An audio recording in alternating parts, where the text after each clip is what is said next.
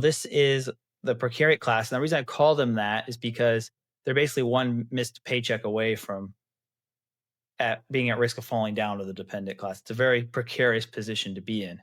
And this is what a lot of people traditionally refer to the working class. Like, you can get by and have a decent living, but you're not going to be able to save enough to really retire comfortably or have a lot of the other historical middle class goals.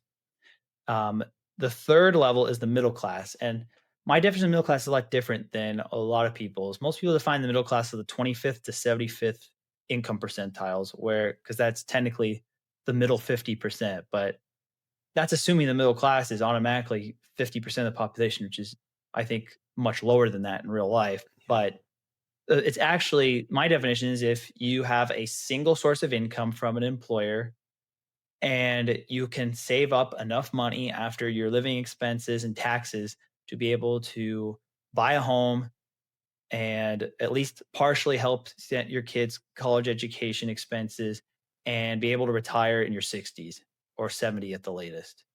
That is really kind of my definition of middle class.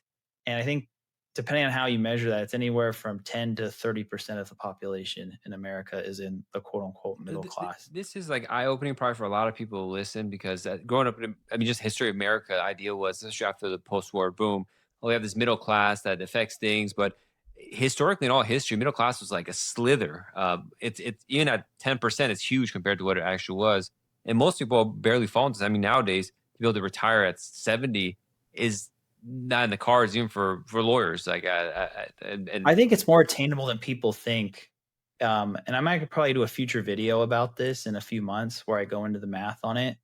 But it's the problem is a lot of people want to have a retirement income that was higher than their working years true. income. And that's kind of where the lifestyle they want costs more than what their I think that lifestyle pre-retirement income income is would what be able to does it. afford. Yeah, yeah, it's a lifestyle creep. If I had a more tamed down lifestyle myself, yeah, definitely. I hear you.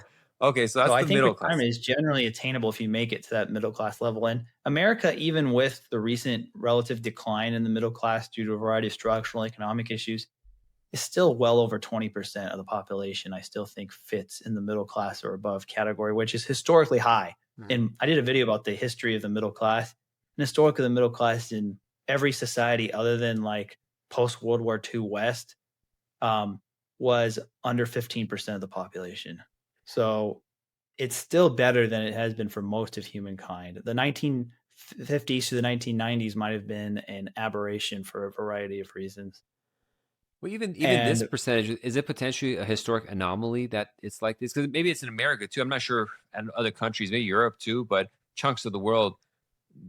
And any thoughts on that? To whether it's just an anomaly that, I mean, we don't know the future, especially with AI and stuff. But is it something that just I think popped out that of living nowhere? standards are perpetually have gone up with technology, and there has been more economic prosperity as a result of that.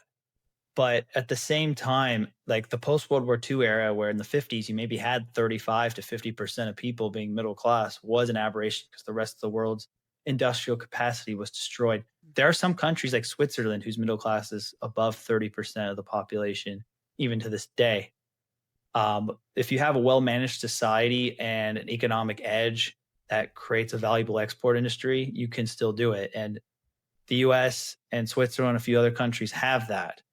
But it is hard, like in a world of global competition and winner take all economy built by the internet, to keep that level high. It takes a lot of personal discipline on the individual level and making sure that your macroeconomic policies don't err in a way to unintentionally sabotage the middle class one way or the other. So this is where it bifurcates into the two pyramids from here on up. Yeah, this is where it bifurcates, and it bifurcates more.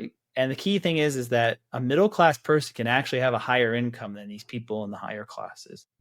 Like, you can be a middle class person and make 400 to $500,000 a year if you're an executive at a company and you get paid a salary, but you have really no connections to the elite.